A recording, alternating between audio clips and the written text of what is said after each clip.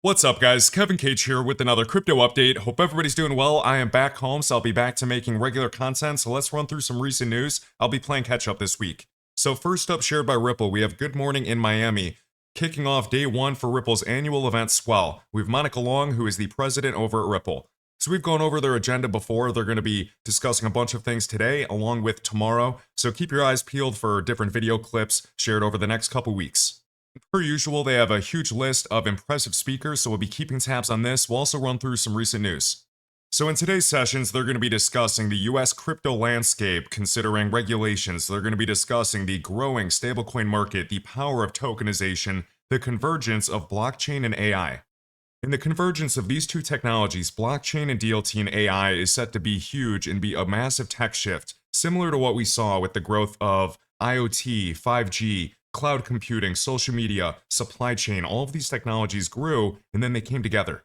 So all of the previous tech shifts that we've seen have increased or completely transformed global connectivity, and that's likely going to be the same for blockchain and AI. The question is, how long does this take?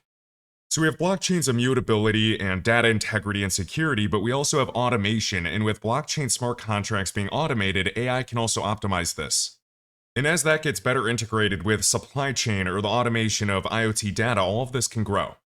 And this is already happening today, but as blockchain and AI work together more, we're going to basically see cross-industry interoperability with IoT, 5G, cloud, you name it.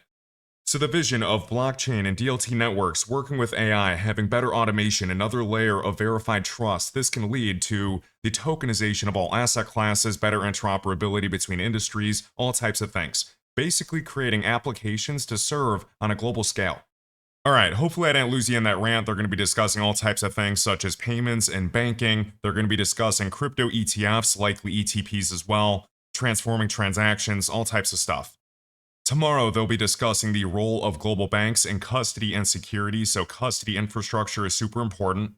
And I also saw Ripple share this today. At Ripple Swell today, we're proud to announce our Ripple US dollar exchange partners. So, the Ripple US dollar stablecoin has exchange partners. Upon regulatory approval, the Ripple US dollar will be globally available for institutions and users from these groups. So we have Uphold, Bitstamp, Bitso, MoonPay, CoinMina, and Bullish. So they're introducing the Ripple US Dollar Advisory Board with deep experience in traditional finance, government, regulation, and guiding the responsible introduction of the Ripple US Dollar to market.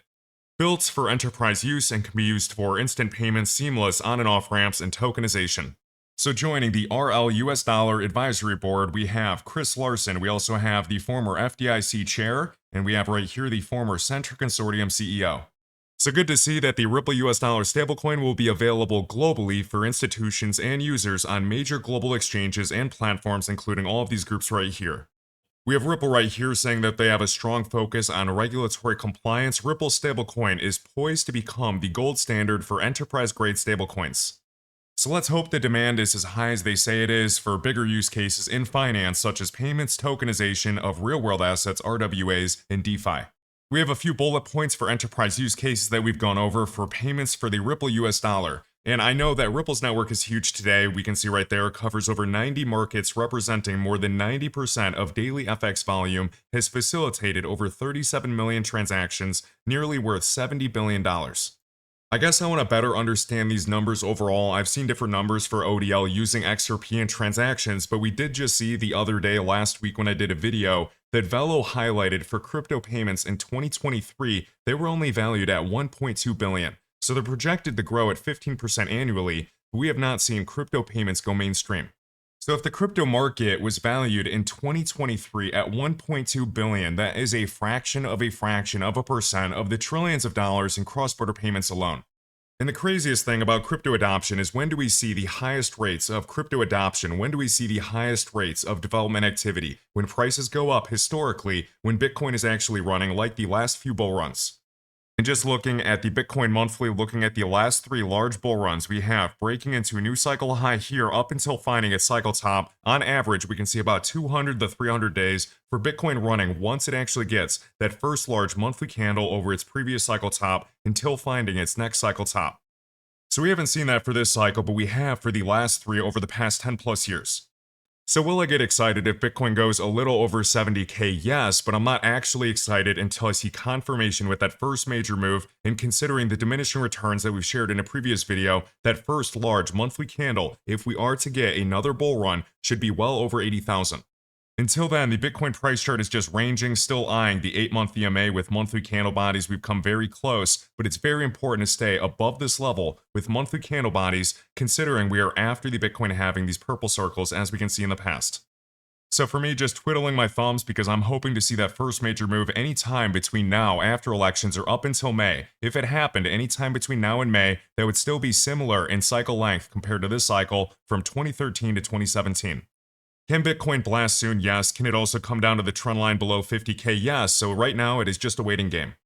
And at least looking at the last 2 times that we had an actual alt season, I lined up the dates and showed in previous videos the last 2 times XRP actually pumped along with a variety of other alts, and this is when we got the crash of Bitcoin dominance here in 2017 along with here into 2021. So not financial advice, but that is the potential I see on the monthly and weekly charts if we can find our top for Bitcoin dominance and crash, or even see Bitcoin draw its first major move. So if and when we get another large crash of Bitcoin dominance, I do expect an alt season, especially considering the last 2, because when Bitcoin dominance crashed, Bitcoin actually was creating higher highs and blasting in the new highs. So in the meantime, if Bitcoin is just ranging here or goes below 60K or goes below 50K to this trend line, sentiment will be low, but if and when we see that first major move, sentiment, attention, developer activity, all of that's going to pick up for a variety of chains. And for anybody that is bearish, I get it, because global economics are crazy for anybody to think that we had 1, 2, and this is a triple top where we consolidate and crash. It's possible, but I'm just considering the liquidity cycles that we've seen over the last 10 plus years, specifically after elections, these black vertical lines. And of course, we have elections coming up next month. So just looking at my cursor on this uptrend, I've shown it in better detail in previous videos on the weekly time frame, but really your guess is as good as mine. We can range here, we can pump, we can crash, but really just want to see us holding this uptrend. And the actual confirmation that I need to see for me to say, okay, here we go, this is another cycle, is that first monthly candle over 80,000. So that would just be the first monthly candle, like these first monthly candles here by my cursor, historically leading to a much higher move later. Now the Dow Jones is pretty interesting. I did get an alert today that we did tap 70. We're still right around that level. So this is the make or break level. If we cross here, we can actually run a lot higher, but this is also a common rejection point. And I've gone over the S&P in previous videos. It's running to new all-time highs, but this is not all of the companies in the S&P 500. It's really just the 7 largest companies taking it up. And of course, we have things like gold running into new all-time highs. We also had the Nikkei kind of leading the way compared to other indices, drawing multiple waves up, significantly higher than others, with their monthly RSI going even higher than other indices, but then later leading to a much bigger crash. So anyways, guys, that's what I'm looking for, because we've yet to see the first major move. After Bitcoin historically gets the first major move, then we go right up to 90 with the monthly RSI. This was more of a fake out that we saw in 2017, similar to what we saw here. Now, do I believe a variety of US indices are due for a large pullback, a large crash, even like the Nikkei did in the future? Absolutely. I'm just hoping that crypto can see a liquidity cycle before that major crash. So those are just my thoughts, guys. That is not financial advice telling anybody what to believe or how to believe, but that's what I personally believe today. So we know that the Nasdaq 100, the S&P 500, the Dow Jones, and gold have all run to new all-time highs, but we've yet to see that for the small cap index, the Russell 2000. And because I've seen a similar correlation that we've shared before of the Russell 2000 reaching similar retracements that the total crypto market cap did, I'm eyeing this as well. So if this ends up running like other indices into new all-time highs, it looks like we have another liquidity cycle. If we dump, it's looking like crypto will dump. Alright, next up, we have shared by Good Morning Crypto, so we have Canary Funds. I believe this is the same group, Canary Capital, with Stephen McClurg, as we can see on the screen, that has the HBAR US Trust, along with filing for the XRP, I believe, spot ETF, and then an XRP Trust that we've gone over in a previous video. So it looks like this group has filed Form S1 to the SEC for a Litecoin ETF. We'll finish up with this for Hashack. In the next video, we'll have more time, so I'll go over the recent news I saw for Casper with the Casper Association. So we've shared by Hashack, pack staking is now live. Enjoy 5% APR rewards.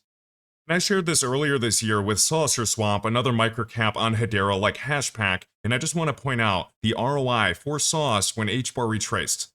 So just looking at my cursor, we can see the bottom right here in 2023 when both of these retrace. So H bar, I mean, we could go from here or here and just look at this retracement wick to wick over 200%. You could argue even more.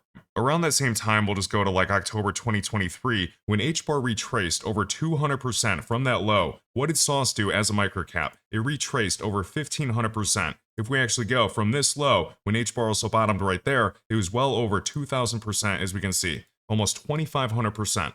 And even just going for that similar low for H bar during June of 2023 during that retracement, almost 250%, even higher if you consider that a liquidity wick during the BlackRock news.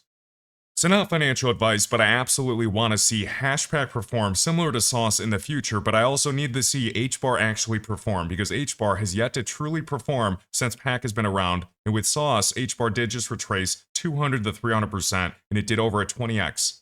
And just looking at H bar, what has H bar done since PAC launched? So just looking at my cursor, you're going to see this dotted line around that same time. Since PAC's launched, all H bar has done is crashed. So basically, I am holding PAC because I believe in H bar. I'm awaiting for an actual bull run, the confirmation of Bitcoin with its first major move to run, or the crash of Bitcoin dominance. When H bar retraces, I expect PAC to absolutely perform.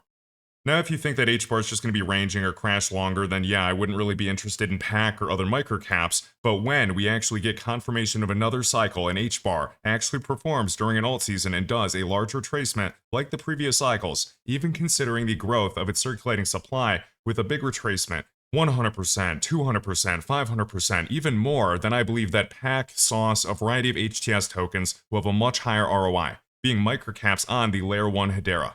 So I know nowadays nobody really cares about price charts, I get it, it's boring, a variety of assets have just been ranging or doing nothing and crashing to lows, but if and when we get confirmation of another cycle, another alt season, or Bitcoin drawing its first major move, then I'll become a degenerate gambler all over again. So at least for this year, after we saw Bitcoin reach an all-time high price in March, it's come down a bit and has been ranging ever since. Bitcoin dominance has gone up and a variety of assets have crashed to their lows, and we are just really in a liquid market.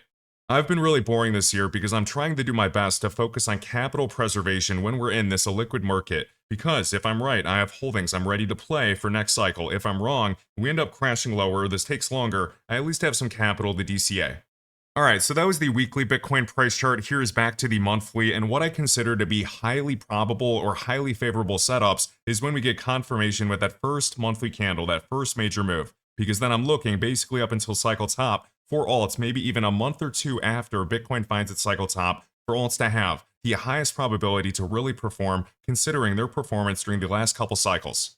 So if that happens, I'll probably be posting a lot or sharing some of my moves, but I really just want to wait for confirmation just in case I'm wrong, this ends up being a triple top. Because in theory, Bitcoin can range longer, it can also come down to the trend line below 50k, so I'm just waiting to see confirmation with that first major move over 80,000 considering the diminishing returns. So anyways guys, I hope you enjoyed, just wanted to go through some news, I'll go through a bunch more in the next video, and as always, thank you so much for watching. If you enjoyed this video, please consider hitting the like button and sharing your thoughts down below. As always, you can find all links, including resources for charting, trading bots, platforms, wallets, portfolio trackers, and exclusive discounts in my link tree at the top of the video description. Thanks for watching, and I'll catch you in the next one.